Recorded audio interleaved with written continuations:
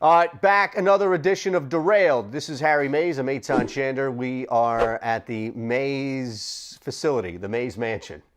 Lair. Yeah, now what episode is this? Are we 14 or 15? I lost track. I think it's 14. Okay.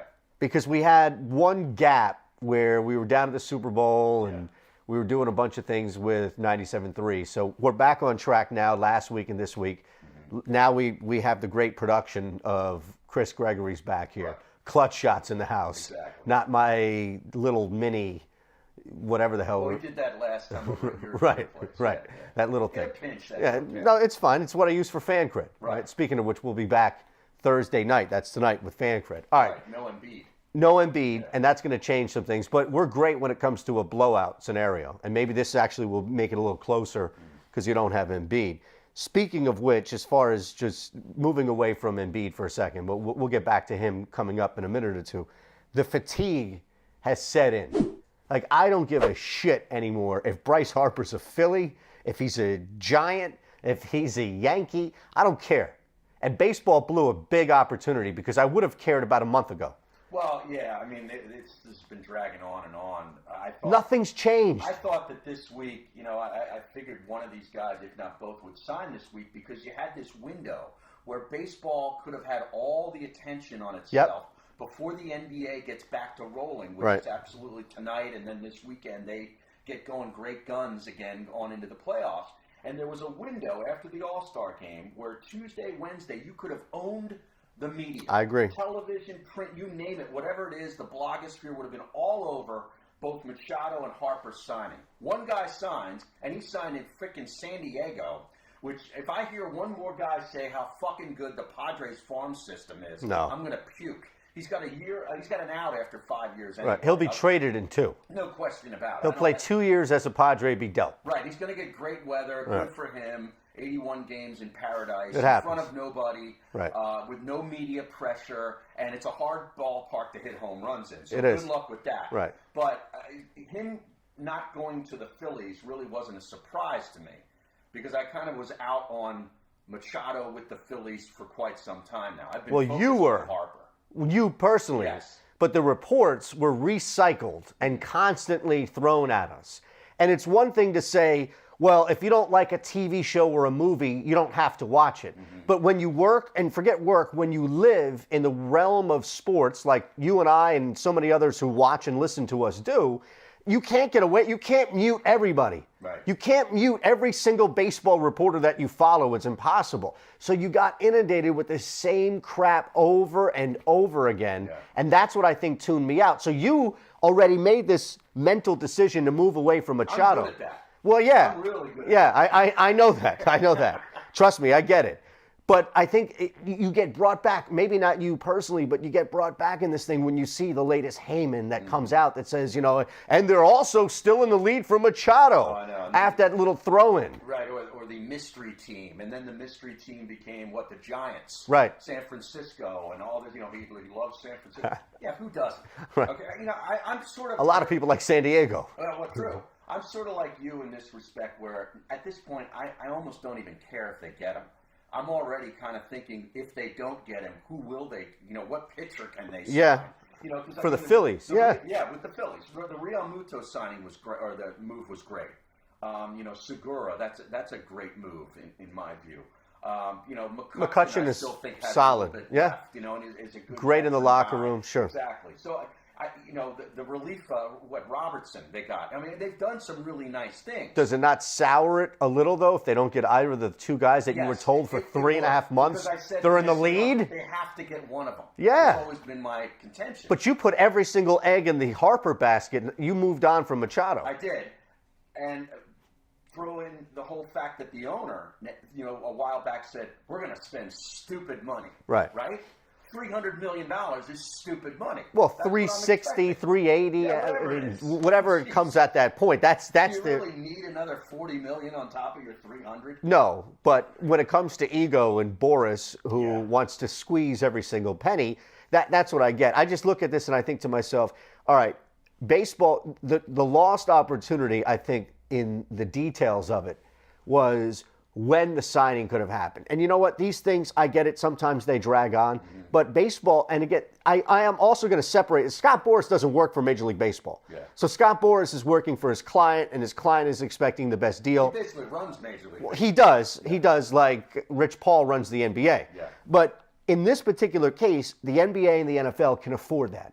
My perfect example, the NBA can afford Anthony Davis not being traded and still be the main subject of conversation at the All-Star game. Sure. They, in fact, moved the trade deadline up so they could avoid this stuff. In fact, it backfired because the sport's so popular. Right. Baseball needed an off-season in which everybody can say, wow, look at the Phillies, the Padres, look at these big signings. Because when you start with pitchers and catchers, the reality is that the majority of people that are interested in their teams are now more interested and mostly interested in their teams. Like the average Braves fan isn't going to give a damn so much that Harper signed with the Giants. Exactly. Yeah. And Machado's a Padre, as they would in the offseason. No, you're right. It's become a regionalized sport over the last couple of years. So that's where the offseason you take advantage of it. Right. And here's the other thing. I hear people say, well, maybe they're just trying to delay the signings because they don't want to go to spring training.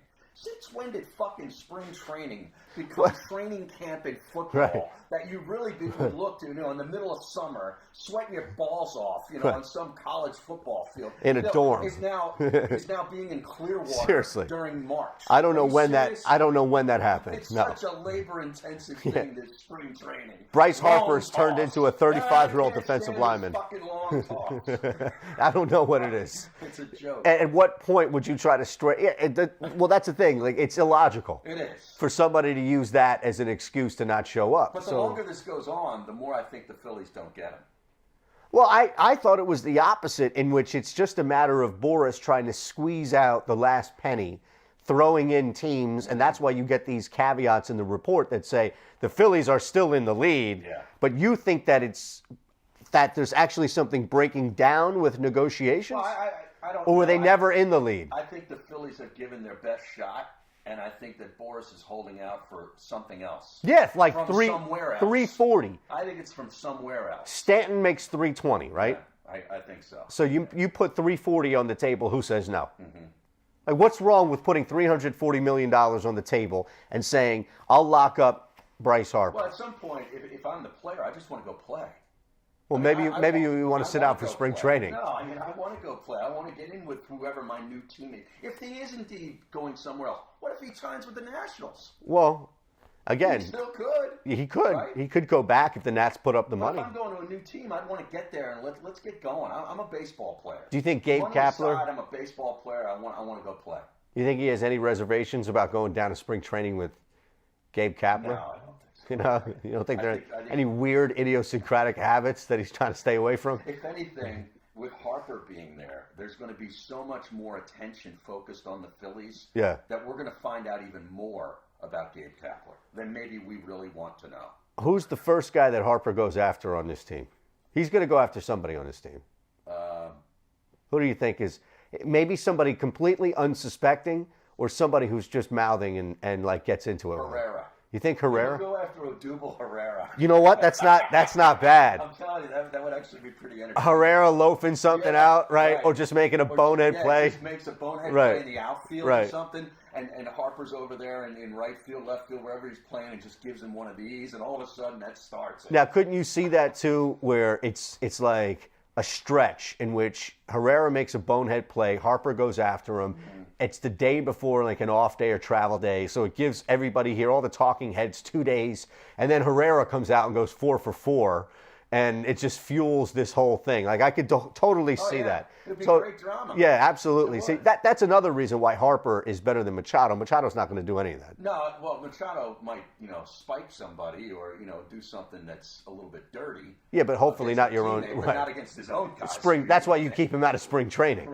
Right, in that regard. You move him out. All right, we started, and you mentioned Joel Embiid. Let's get to the knee issue. So, for me, and I'll just get where I look at this whole thing. You've got damage control. That's why Brett Brown is coming out saying that he needs to play as opposed to not to help the knee rest. It doesn't make any sense. But what comes down to it for me is He was hurt before the All-Star game. He wanted to play in the All-Star game. The NBA, the All-Star game is looked at as something much more special with the players than any of the other games. Not that the other people don't care about the games. I didn't watch 1 second no, of the whole weekend. But the players, when it comes to the actual All-Star game, it's a rite of passage for players. It's a moment of it is. Yeah, it is. And they take it to heart. And they split up these teams where Giannis and you're out there playing with these guys. And you know what? That's where these friendships, we laugh and joke about it, but there's something to it. Oh yeah. So you're not going to tell Joel Embiid. Weekend. Exactly. But you're not going to tell Joel Embiid not to go or not to play. No. That's just unrealistic. That's a no-win. They'd like to, but they can't. But you can't. You're not going. Doesn't matter if the guys like the Celtics. Kyrie Irving shouldn't have played in the All-Star game. He was out there playing because it's understood that you're not going to tell these guys what to do. I think that's what this whole thing comes down to. People may not realize how special the All-Star game was to Joel Embiid, so they're like, "Oh, well, he should have rested. There's your week of rest." It's unrealistic. It is. It is. It totally is. You just hope that this, they say there's nothing structural going on. It's more or less just a abundance of caution, which is what we've experienced since Joel became a 76er. Yeah. This whole thing, whether it was the legitimate injury or not, am I kind of bummed that he's going to be on the shelf for the week? Yeah, I missed the NBA during the last 6 or 7 days. I missed the Sixers more than I really missed the NBA. Well, it's not like you don't have 3 other guys to watch. No, I know, but he's the centerpiece. Yeah, but these 3 guys could use some time to play together as well. Well, to play together, but if they play together and then you interject him back into the lineup and things don't look so good, I mean, it's got to look good with him. Yeah, I think it's easier. As crazy as this sounds, I think it's easier to integrate him because of more pick and rolls and pick and pops than it is with Simmons. I think the issue is, as much as Simmons is a facilitator, the defenses play so much different with Simmons on the floor than they do with Embiid. Embiid, they'll double or they'll get cooked doing a single. Whereas Simmons, they can sag, and sometimes that makes it more difficult for other people around them. All I'm saying, though, is that I get where you're at, and I'm not saying you're wrong. I'm not disagreeing with your sentiment. It's just, I think that we have to come to this realization the guy's going to miss 10-plus games a year. Like, he's not going to play 80 games a year. And you know what? I don't want him playing 80 games a year. As long as he's ready in April. Yeah. Shaq was dominating in the playoffs, playing 66 games. Yeah, you're right. Give me that. Like, give me 70, 71 games. I'm good. Except, was that Shaq in his mid-20s, early 20s? That's Lakers Shaq. Like, a lot of people don't realize that. You go back, and he was taking games off because he realized, like, hey, first off, we've got a really good team. Yeah. Second, it's about conservation. It's preserving the body. I'm not talking about the big Aristotle in Boston. Right. I'm talking about Shaq. Or in Cleveland. I think he was better in Cleveland. He was on that team that made the finals. No, it's Hot in Cleveland. That's the TV show. Is that what it is on the TV land? Yeah, Betty White's in that show. Yep. And then is it Kramer in that show too? I'm not sure. Is he on it? I think so. I think Kramer. Valerie Bertinelli's in that show. Remember Mrs. Van Halen? Yeah. Is that right? Yeah. And they're pulling all the people out. Tell you what, I'm pretty sure. You need to get on that show. I could. That's probably the easiest television. How many fucking shows are you doing right now? That's easier to get on than any other show that I'm on right now. That's probably the easiest television show to get on. Speaking of which, this came up yesterday when I was on with Gil. There's this show, Mike Gill, right, 97.3 ESPN, where you can hear this as well as Brendan Sports. I think it's something in 60. Chris, do you know this show? It's like something in 60. It's on, I think, Discovery. Sixers in 60? No, trust me. It's not Devon Givens. I love that show. That's must listen. Devon Givens, Sixers in 60 on the Fanatic. No, this is about like in 60 or something like that, where they take regular citizens, right, law-abiding citizens, and they put them behind bars as undercover for 60 days to try to weed out corruption in prison. And I'm thinking to myself, you're worried about corruption in prison? Well, there's a lot. I mean, it's rampant. Corruption in the prison than out of the prison. At this point, man, I do whatever the hell they want in there. That line is blurred, right? Well, no, there's also like guard and like CO type stuff, as well as there is prisoner and crime and drugs. But think about, and then at the end of the slug of what it is, it's like, watch as these normal citizens undergo horrific conditions. And I'm thinking to myself, like, you can't have it both ways. It's either a game show in which people are trying to survive prison for 60 days, or this is legit. They're going undercover for 60 days trying to expose something. And then I'm thinking to myself, like, who in their right mind would do this? If you got paid enough, you'd do it. No, these. You think there's a price? You'd be great in prison. No, I wouldn't. Oh yeah. No. You would immediately have No, I the wouldn't. whole place wired in about 2-3 days. No, I wouldn't. Yeah, you'd be aligned with this gang, and then you'd be dealing to this gang. Oh, you'd be fabulous. Trust me. Do you know the show? Yeah, 60 days in. 60 days in. 60 days in. I'm telling you. 60 days in the hole. There is nothing real about this. Nobody is volunteering to go in prison because they want to undo or uncover some sort of corruption. Like, that ain't happening. Maybe somebody, owes a bet that they can't pay off or something along those lines. Yeah. But I can't see. You're going to watch this show? Maybe they took Duke minus the 9 last night. like you did. Yeah. Yes. And that was the right side. Well, you saw Zion. If Zion plays, they blow out Carolina by 15. Correct. Yeah.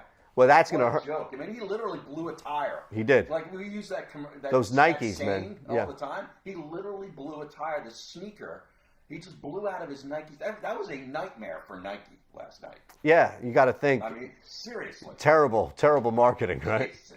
Meanwhile, you got Air Jordan on the other side, with his brand. Saying, right. Yeah. You should have been wearing my stuff. Exactly right. Right. Yeah. So, as for the people that didn't see it, he basically, and here's the thing, he's not out indefinitely. No. It's but not. It could have been bad. It could have been worse. But it also, people were criticizing, I saw, just because everybody likes to criticize something. Sure. It's not like he was walking around with his laces untied. Right. I mean, this was not some 13-year-old kid walking down the street to the park like I used to do and have my laces untied so I can slide into my sneakers. It looked like he was in slides. Yeah. With the way the shoe came undone. and it blew up. That's a good example you give. 33 seconds into the game, you literally, I was really looking forward to that game. Yeah. I think it's the greatest rivalry in all of sports. Forget about college, professional, basketball, baseball. I don't care. That, to me, is the greatest rivalry in all of sports. Oh, come on. Delivers. Better than the Eagles-Cowboys? Yes, it is better than the Eagles. I'm sorry. All right? It is. Okay. Better than Vladimir Klitschko and Riddick Bowe? I mean, that was a tough one back then. By the way, where were you going with this 60 days in thing or whatever? It started somewhere with... How did you get on that? Because you brought up something about reality show. We were talking about Embiid, the All-Star game. Yeah. Something got into the reality show. And at that point, that's where it clicked in my head. Yeah, but I'm telling you, it made no sense to me. This show does not exist in my brain. They can lie to me all they want, but that's it. It was born off Embiid. I don't know. You brought up something. You bring things up, and then I just... That jogs things in your head. Well, yeah, because I need to be prodded, but I have like this big encyclopedia. Yeah. I just have trouble accessing it. I got you. So you're great because you bring up random stuff, and then it'll go, oh yeah, letter E, and then I'll be like, oh yeah, you remember this thing? Like, do you remember Klitschko and Riddick Bowe? I once met Riddick Bowe. Did you? Yeah, poor guy, man. So... it was me and Schwartzman. I remember when he was in the Olympics. Man, that's back. Yeah. That's back in what, early 90s? It was late 80s or 90s. Yeah, I mean, Wow. Wasn't he in the military? Yep. Wasn't he like a Marine or something? Absolutely. Yeah, he was huge. So I met him at this beach ring. It was this thing that I think it was Larry Mercer, I think. Or Larry Merchant. No, it wasn't Larry Merchant. I'm not old enough to have seen Larry Merchant fight. Larry Merchant was a journalist. He's from Philly. No, but he's been hitting the head a lot too. You didn't know that, right? He is Golden Glover. Yeah, okay. I think he was back in, 1940? Oh, I don't know. He's Golden Glove champ. He used to box, this Merchant guy. Yeah, you didn't know that? He was a sports writer. He was. I think he transitioned. Okay. I think he was like, he's the Doug Gottlieb of boxers. Is that right? Yeah, he couldn't make it. So he got in credit card trouble at Notre Dame? Yeah. Well, Larry Merchant's known to swipe. He was the guy who originated that swipe hack where you go into an ATM and you put that little thing in there. Oh, yeah, they reach your little... Did I tell you what's happened to me? Oh, my God. Oh. So I'm living through this nightmare right now. I didn't tell you this. Is this why you shaved your beard? Yeah, this is exactly why I shaved my beard. This is why I look like a baby seal. This is what happened to me. So I'm down at the Hard Rock Thursday night, right? me, girlfriend are down there for Valentine's Day. Right. So Nice. stay over, play some slots after dinner. Tom from Gill? No, I tried. The guy didn't give it up. The cheap bastard didn't give it up. He was doing a fight there with CM Punk. Oh, yeah, I know. Saturday night, all these right. UFC things. Absolutely. You'd think that I'd be able to get something. Right. So we're down there Thursday night. At the end of the night, I take a couple $100, like $200 out of the ATM, play some slots, win like, $80. We go upstairs. I wake up Friday morning, emails from Bank of America for checking and savings out, cleaned out completely. I'm like, wait a second. There's a decent amount of money, and I don't have like a centralized. My checking is my life. Everything goes in there. Right. So this my money and my life is in there. I'm thinking to myself immediately, I got hacked. So I call up Bank of America. I'm on hold for 20 minutes. In the meantime, I've got the cell phone there. I call down because I don't have any patience, right? No. Who does in this country? So I call down immediately. And I say, hey, listen, I think I got hacked on your ATM last night. Blah, blah. So we start going back and forth, me and the concierge. I don't know. I said, listen, just put somebody out there on alert. I got hacked. There's probably somebody else. Hang up. Get to Bank of America. State of Connecticut. Let me give you a long story short. It turns out that I lived and worked in the state of Connecticut in 2012. Our good pals at Connecticut School of Broadcasting. There was a Stratford location up there. They did not take me off the books in 2013, even though I did not live nor work in Connecticut in 2013. So since I've moved 5 times since 2013, which is actually not a lot for me, that they sent stuff to the wrong address, an old King of Prussia address. All these notices were being sent to King of Prussia and sent back, so it looked like I was just ignoring, straight up ignoring. Notices that I owed an estimated $6,000 in state tax that is now with interest up to $10,000. So because I didn't respond to anything I didn't get, the IRS was used by the state of Connecticut to take all the money in my account. So they just drained your account while you were at the casino. Friday morning, I wake up like that. So why do you shave the beard? Well, that was completely different. I just went into that narrative there. I shaved the beard because I thought it was just too much. You know why I shaved the beard? Is because I grew one. No, there are too many bald guys with beards in this city. I'm glad you brought that up. I won't grow another It's not beard. even bald guys with beards in the city. Bald guys with beards proliferate sports media I'm done. now in television. I'm done. It's almost like you're not in unless you shave your head and grow a beard. I'm done, dude. Yeah. I can't do it anymore. I'm tired of being referred to, and I love both of them, but I'm tired of being referred to as Nick Cale, Sean Brace. You're not known as Nick Cale. He had the chin strap beard. I'm telling you, people are not that discerning in their generalizations. All right, they see bald. I'm tired of being. Listen, mistaking me for Nick Cale. No. I shave my fucking head or my beard too. I'm telling you, Nick Cale, Sean Brace, Mark Farzetta, like it's nonstop. Right. Bald guy with beard. Bald guy with I beard. work with practically all those guys. Me too. I'm just telling you that I need at this point to have a separate identity. Now here's what you need to do. Because you know our good friend Sid Rosenberg, he's bald, he shaves his head Yeah. too, right? But he has a tan. You got to get a tan. If you're going to go with the bald head and the clean-shaven face, Yeah. it's not a bad look. Right. Got to have a tan. Now I have to manufacture that Navy SEAL tan. with a tan. I don't care how you fucking do Well, it. Sid's pretty red. Like Well, Sid- he's a lobster. Sid goes like every 2 days. He's very vain. Well, is that what you're asking me to do now? Is go to a tanning booth? Well, Those things aren't really healthy. I don't know how you do it. I mean, I've never been a big tanner. I tan naturally. Go out and play golf. Not Danny Tanner. Do you know Danny Tanner? You do? No. Yeah. See? I know Dan Tanner. No, Danny Tanner's Full House. Oh, no, I don't know. Come on, man. No, I'm not on Full House. Anyway, get an endorsement down at Atlantic City for some tan place or spa that caters to men. Spray? Also. Can I do spray? Yeah, you can do the spray. Well, is the spray healthier? Because you get in those I don't think any of beds. it's healthy. Well, I don't want to expedite all the damage I'm already doing to my body. Yeah. So if you get into the bed, I heard it's pretty difficult. Like those are unhealthy. But maybe I can get like DeMarco Murray was getting the spray tan, right? DeMarco Murray was getting a tan. Or was he dating the girl who was getting the spray tan? Like what remember the whole spray tan thing? Or remember that's what people were calling him, spray tan. Oh, really? Yeah. No, I forgot about that. Well, that's my point though, is that if I could get a spray tan, then maybe it'll hide the fact that I'm a little more pale in the winter. Right. You know, summertime I get dark. Right. Winter I get white. Right. You know, you do TV. I mean, you need to look, colored. Like I have life in me. Color your skin. Well, I was on TV today. You're too baby seal. Was I too white today? I didn't see you today. I heard you caused a ruckus. Yeah, well, we won't bring that up. That was. Is this the end of your TV career? It might be.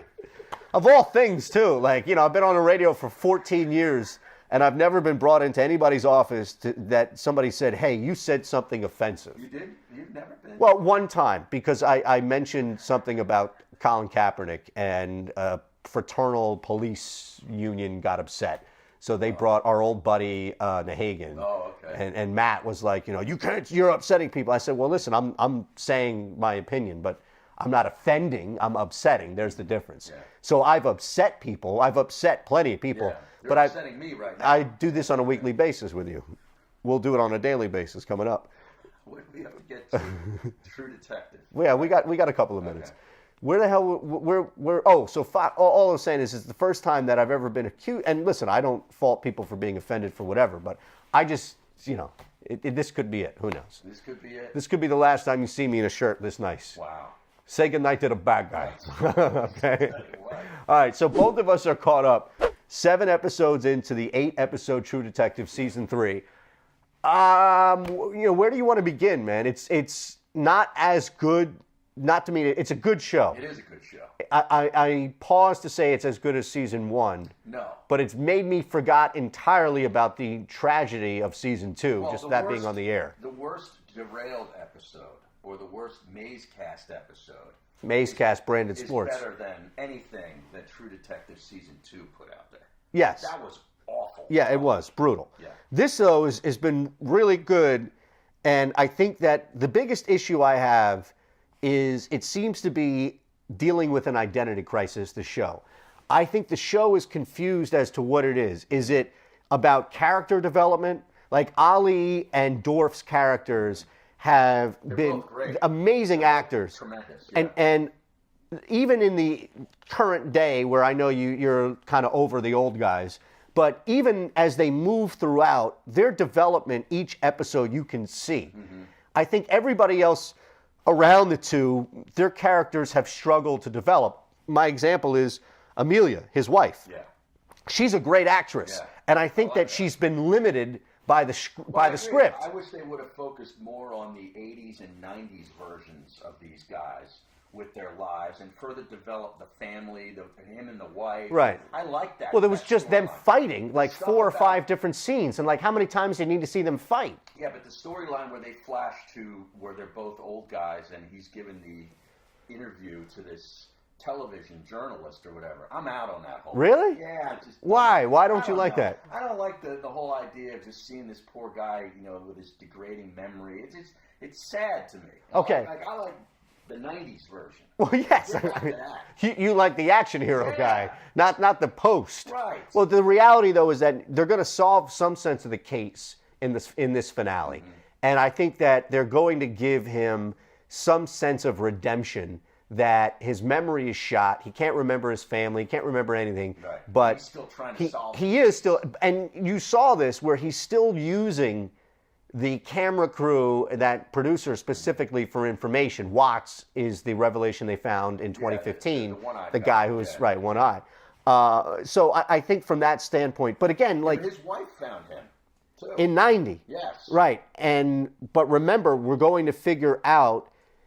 She actually might be the best detective on the whole freaking show. And she's so limited, though. We've only seen 2 scenes of her really be a detective. 3 scenes, really. She goes rogue. She puts the kids in the back seat, and she goes to the bar and interviews people. That's great stuff. Talking to the state cops down there, taking the ring off, going talking to the girl at the runaway place.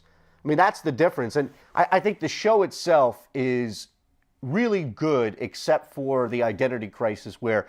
Are they a detective show that's telling us a whodunit, or are they developing characters? And I think half the season, sometimes in half of the episodes, it's been like that. Like the last episode really didn't do anything but confirm what we already knew. Right? Yes. I mean, didn't you already believe that it was a pedophile ring and that Hoyt was behind it?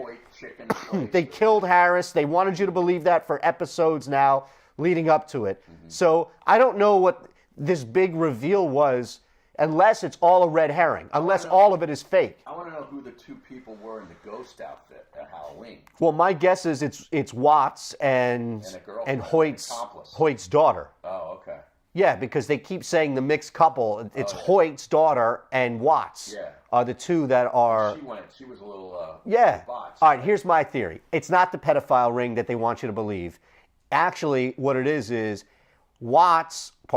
Hoyt and his daughter, they lost their granddaughter to some sort of tragic accident that they've referenced, right? Both families had a lot of tragedy. Exactly. Outside of business. Right. That's what they said. So they basically don't kidnap as much as purchase the right to spend time with these young girls until they get to a certain age. But they're not there as like sexual captives like a pedophile ring. She lives in that pink room as the granddaughter. And she is basically replacing the dead granddaughter. And now Hoyt and his daughter, his crazy-ass daughter, have girls that they can constantly bring. And once she gets too old, she's out. Right. Then what do they do with them? Well, they get the hell out. Either Harris kills them or they get the hell out. And maybe it was just a typical thing, but Lucy, meaning the girl's mother, blew it by asking for too much money. But maybe it was just like, all right. That guy flew to Vegas and gave her a hot shot of heroin and killed her. Right. And then you saw the two of them kill them. There's my true detective theory. Onto something. Well, we'll have to wait until the finale, and then next week we'll recap, all right? I think it's a good show. I do, too. I just think that they go back and forth a lot, and seven could have been like a really good penultimate episode, and I think it just got us. Like, it moved us really slow. HBO, man, these shows, they move so slow. Game of Thrones, you watch Game of Thrones. Yeah. It takes a season and a half. It took them 4 fucking years to get to the wall. I know. All right? Sounds like the government. Well, I was going to say, yeah. Anything else you want to add at this point? I'm done. At Harry Mays TU. Yeah? On Twitter. Mays Cast, when's the next one coming out? I don't know. I really haven't had a lot to say lately. Oh, is that right? Yeah. That's a shock. Yeah. I noticed you didn't pump it as much on this one. I'm just saying, I dread that, these are the days when we were on radio 5 days a week, 20 hours a week, where we're like, what the hell are we going to talk about? Well, you loved it when I was able to repurpose Mariota for three months. For 4 months. Yeah. It was. Yeah. All right.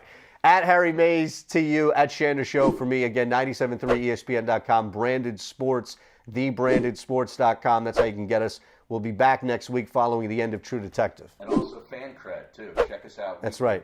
Fourth quarter live. See ya.